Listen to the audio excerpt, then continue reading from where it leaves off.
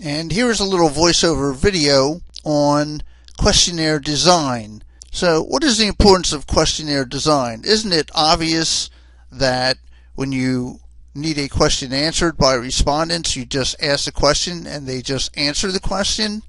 And the answer to that, of course, is no. First to be considered is, why are you offering a survey in the first place in order to collect data? And the invariably correct answer is, it saves you a lot of money, it's easy to input data, and by the nature of organizing the survey, you quantify the data that you need, so everything is pretty much set. What is the problem? There are two problems. Problem number one is, in order to collect data that way, you need to know exactly what question to ask, because you get no opportunity to follow up. And once you receive all of your responses back, it's too late at that point to say, oh, I wish I had, or I obviously phrased that question incorrectly, so what do I do now?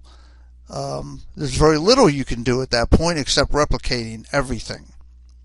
So that is issue number one. Issue number two is, no matter how hard you try to get things right, there's always an opportunity to get things wrong, and that is anything from misinterpreting your questions to actually deciding that they're just going to zone out on certain questions, or certain questions are just too private and they're not going to refuse to answer them, they're just going to give you some kind of bogus answer. So that's a problem with questionnaires. But the key thing here is that questionnaires can help you collect a lot of data in a very short period of time if you get it right. So the object is, of course, to get it right. Hence this section on questionnaire design.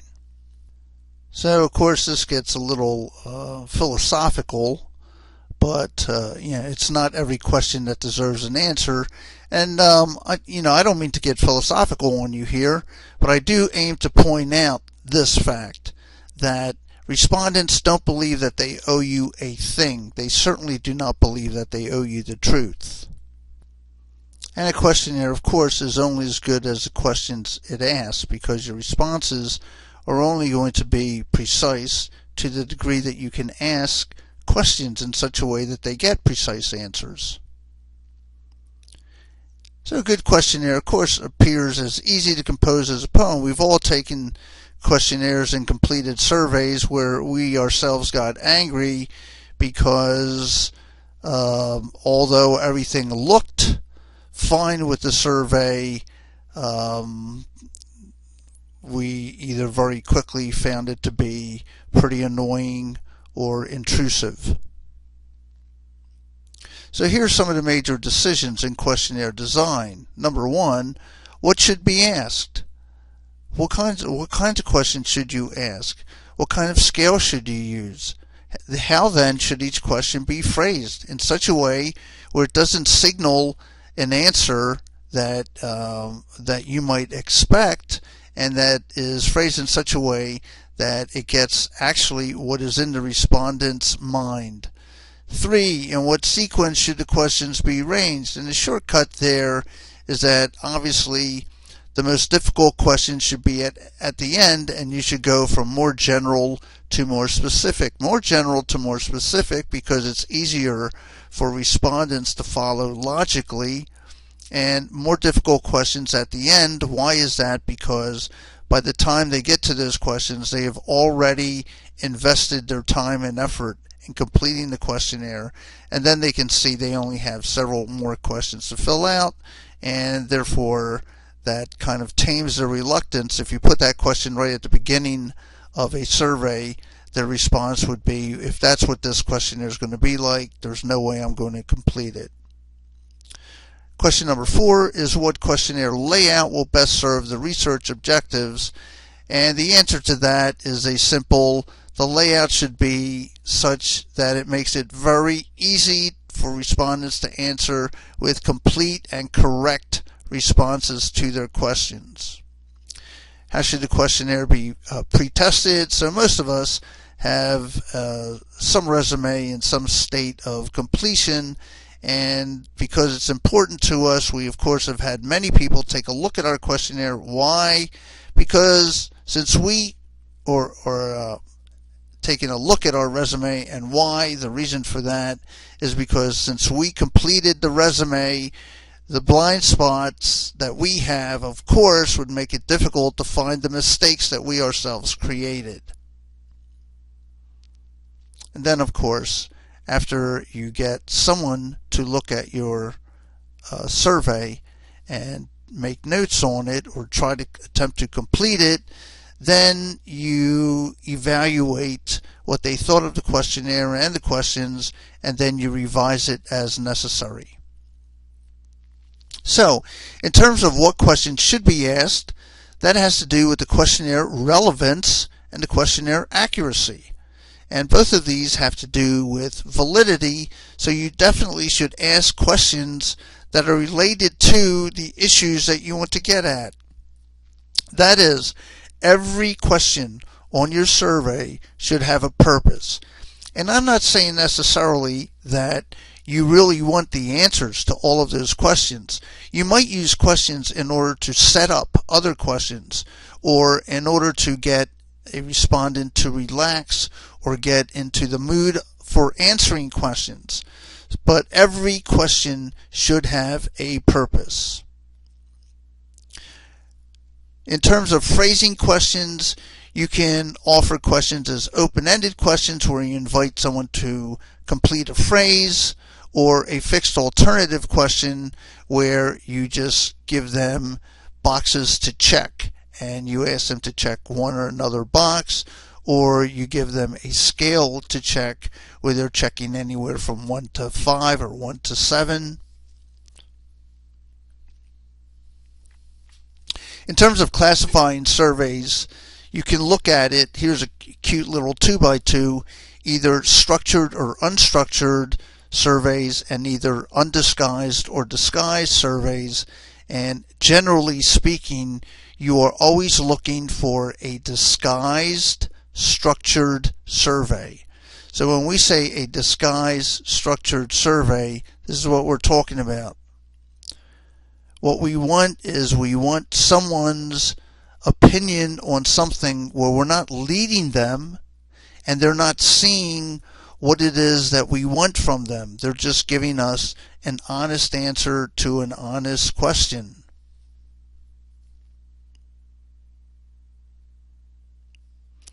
So, in terms of developing a questionnaire, there are no hard and fast rules.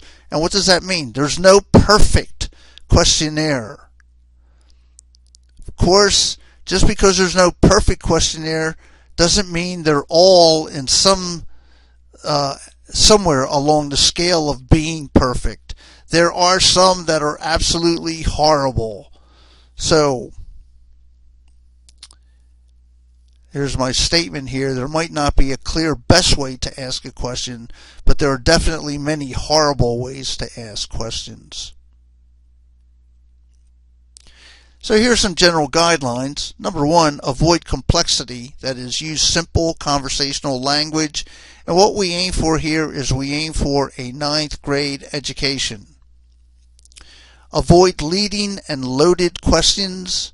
So a leading question is a question that, don't you think that? That obviously leads someone to answer a question in a certain way. Or, as an HR major, do you believe that businesses don't pay enough attention to their employees? So obviously that's a leading question. We're saying, as an HR major, you should. Do you?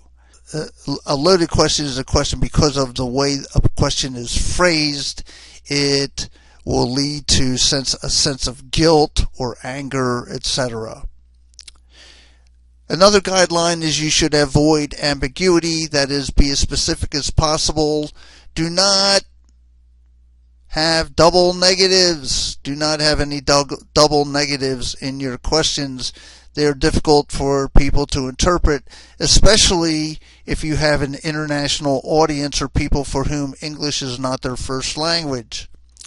Avoid double-barreled items. A double-barreled item is a question that actually asks two questions at the same time. For example, do you like football and basketball? Or do you like football or basketball? In which case you're asking someone to check a box, yes or no. Well, that question is such a question that if a person answers yes, you don't know if they like one sport and the other sport, one sport or the other sport, one sport more than the other sport, or one sport and really detest the other sport. So you should avoid making double-barreled questions. I'll give you a guideline for that in just moments. You should avoid making assumptions. And some of these assumptions are assumptions of the meaning of words. By the way, you should, unless you're doing it for a specific reason, you should avoid jargon and you should avoid slang. And avoid burdensome questions. We get back to a double negative. Makes things very difficult. And here are some examples of those. Do you believe that private citizens have the right to own firearms to defend themselves, their families, and property from violent attack? Now, this is a double, maybe triple, maybe quadruple barreled question in that, number one, it asks, do you believe that private citizens have the right to own firearms? So that's one question. Another question, do you believe that private citizens have the right to defend themselves using those firearms? Another question, do they have the right to defend their families? Another question, do they have a right to defend their property from violent criminal attack? And yes, no, undecided would be options here. By the way, what kind of question is this? What kind of scale does it use? Yes, no, undecided. It uses a nominal scale. At the end of this, after you collect data, you will have three groups of people. You will have the yes people, the no people, and the undecided people. That would be a nominal scale. So the general rule in terms of double-barreled questions, double-barreled and more questions, is wherever you see a comma, or wherever you see the word and, or wherever you see the word or, that's likely a double-barreled question, so you should look into that. So you should be very apprehensive, or you should be apprehensive whenever you see either a comma, the word and, or the word or. It's probably a double-barreled question. Here's another question. Do you believe that a ban on private ownership of firearms would significantly reduce the number of murders and robberies in your community? Again, that uses a nominal scale. Yes, no, and undecided. And you are absolutely correct if you point out that you see the word and in here, and this is actually two sentences. Do you believe that a ban on the private ownership of firearms would significantly reduce the number of murders? And do you believe the same, that it would lead in reduce the number of robberies in your community? Here's another from another actual survey. How many years have you been playing tennis on a regular basis? And why is that ambiguous? Well, it's ambiguous because of this. Who knows what regular is? So you should define what regular is. Likewise, with what is your level of play? So if you look at these categories, there's only one level here that actually has a strict definition, and that is teaching pro. So a teaching pro is someone who gets paid to teach. All of these others, novice, lower intermediate, upper intermediate, have very vague guideline parameters around them. As a matter of fact, lower intermediate and upper intermediate That's really very strange, right? So if I think of myself as intermediate, if there's a novice category there, then I would say I'm intermediate. In the last 12 months, has your level of play improved, remained the same, or decreased? And of course, these responses are not merely nominal, but they are ordinal, right? So, decreased over here, the same here, improved over here. So that is an ordinal scale. And in the last 12 months, so the reason this becomes a kind of crazy question is here it is at the beginning of spring, and I haven't played since last year. But last year, last September, when I stopped playing, I was right in the middle of my playing, so I was good. There was no rust at all in my game, and now there are a bunch of months, half a year, of rust in my game. So what would I say? Has my play improved, remained the same, or decreased? Well, I would say, well, it decreases every year at the beginning of the year. Then it increases. So that makes that a very difficult question. So here's another. Do you belong to a club with tennis facilities? And of course, tennis facilities is not defined. I've played pickup basketball, where at the mid-court level they had actually 2 pipes on either end where you could connect a tennis net and you could play tennis. Although I never ever saw anyone playing tennis on that court. So is that a tennis facility? What about if you just have an outdoor court? Is that a tennis facility? Do they have to have an indoor court for it to be called a tennis facility? So that makes it a very vague question. 2B is how many people in your household, including yourself, play tennis? And I don't know what play tennis means. Does that mean regularly play tennis? Or does that mean ever played tennis? So that's pretty vague. Why do you play tennis? Please check all that apply. And here are some issues with this. To be with my friends, to have fun. I don't know. I mean, wouldn't I say that both of those are sort of the same thing? What about to compete to win? I mean, if I'm competing, I'm trying to win, right? So this makes, it's pretty crazy, the options that they give you there. In the past 12 months, have you purchased any tennis instructional books or videotapes? And yes, no, so we have a nominal scale there. And I don't know how important or difficult that question is. Suppose I borrowed some. Suppose I've rented them. Suppose I've watched a lot of them on YouTube. It depends what you're trying to get at, but this just indicates sometimes it's very difficult to figure out exactly what it is that you want. So here's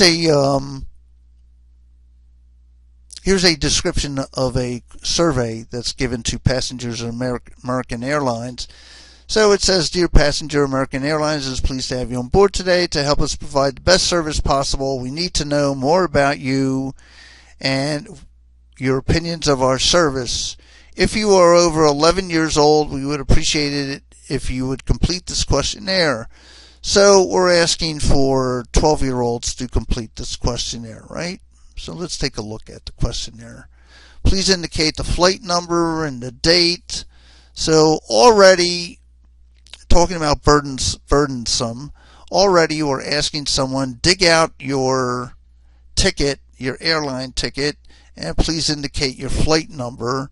And you might not know what today's date is, but please bother your neighbor and ask them what the date is. 2A is, at the city where you boarded this particular plane, did you make a connection from another flight? So that's pretty easy. Yes from American, yes from another airline, or no. 2B is, Did you board this plane at the airport from which it just took off, or were you a through passenger for which that was an intermediate stop? At this point, if you're a 12-year-old, you're probably now bugging your parents, trying to get them to help you interpret whatever this question was that you're supposed to react to. So that's actually a very difficult question. The more subordinate phrases you have in the question, the more difficult it becomes.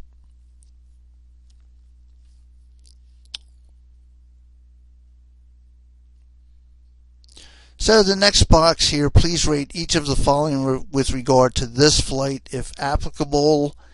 And so you have these things you're asking people to respond to, and it's at this point where some of the biases that we spoke about earlier in the semester come into play, and that is someone who has a leniency bias would just completely check them all the way down.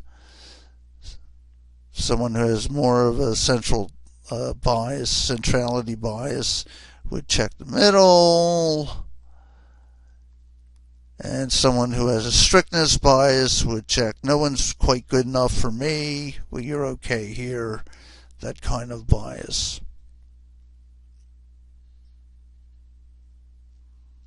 In terms of questionnaire design, we already spoke about a funnel technique, which is you start with the more general questions and then you go to the more specific questions.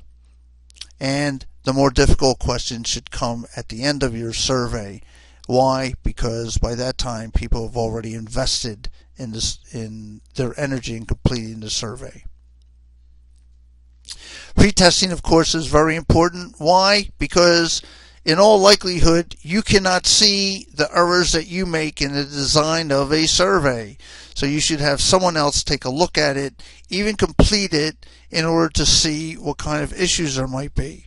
For example, you might ask a question like, how far do you live from blank, whatever blank is, and then you have a blank here for them to fill it out.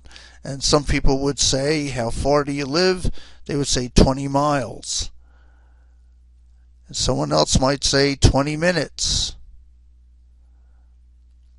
So you wouldn't even realize that you have that problem unless you get a bunch of people to, or not a bunch, but at least a few people to respond to the survey. Many people are using the internet in order to collect data these days because the internet, of course, makes things really, really easy and convenient for people to complete surveys. Of course, there are some issues that increase bias. One of the biases would be that you probably would collect data from fewer great-grandparents than you would great-grandchildren, of course, because they're more reluctant to use the internet. Or they may have visual problems, problems in vision that prevent them from doing that or make it more difficult for them to do it. One of the issues with the internet also is a lot of people have a lot of free, not a lot of people, is that some people have significant free time. So you're collecting data from people who just happen to not have really busy lives, and that, of course, biases your sample.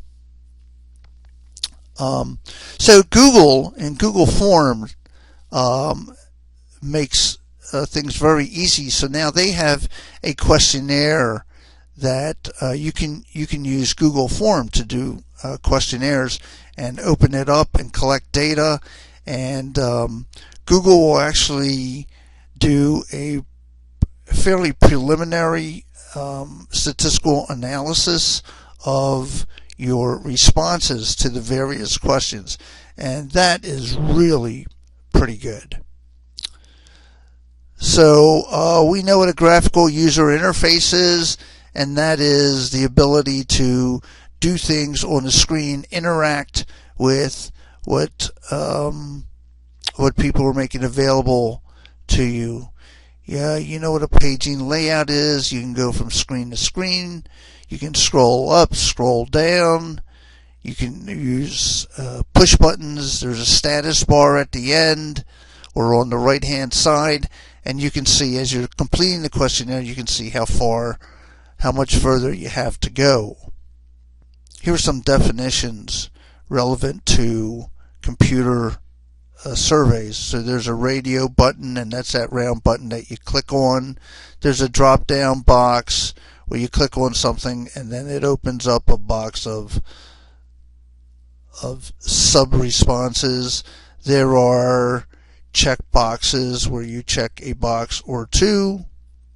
There are open-ended boxes where you're invited to write something. And here are some examples of those. So you can see the radio buttons right here. This is a drop-down box. This is a drop-down box. This is a text box where you would complete something. Here's some radio buttons here. So one of the nice things about using the internet to do this, or doing this digitally, is it helps you also eliminate some errors. So while someone might do this, if they were filling out a physical survey, you can make it so that if they check one and then they check another, that checking the second box would eliminate your check on the first box. And this is an example of how actually complex these things can look, so you certainly have to be careful with the complications. And that's pretty much everything that I wanted to say about this portion of the course. I do want to say that, look, now that you invite someone to write something in here, you have to have a way to analyze this, and there are several statistical programs similar to SPSS, which does analysis of quantitative data, and they do something that's called textual analysis. And that is interesting, but not exactly what we direct ourselves at. If you're more interested in that, that's great. So you should look it up. There are plenty of software programs that do textual analysis and do a pretty good job at it. So the key to this chapter in terms of taking the exam will be what is a good question and what is a appropriate scale for a particular question. So what I'm likely to do is ask you how you would ask for certain kinds of data. And please create a question, or I might ask you to correct some questions, make them more precise, or eliminate the ambiguity, or just correct them if they need to be corrected. So that is the section on questionnaire design, and ANOVAs will be coming up shortly, probably by sometime on Monday.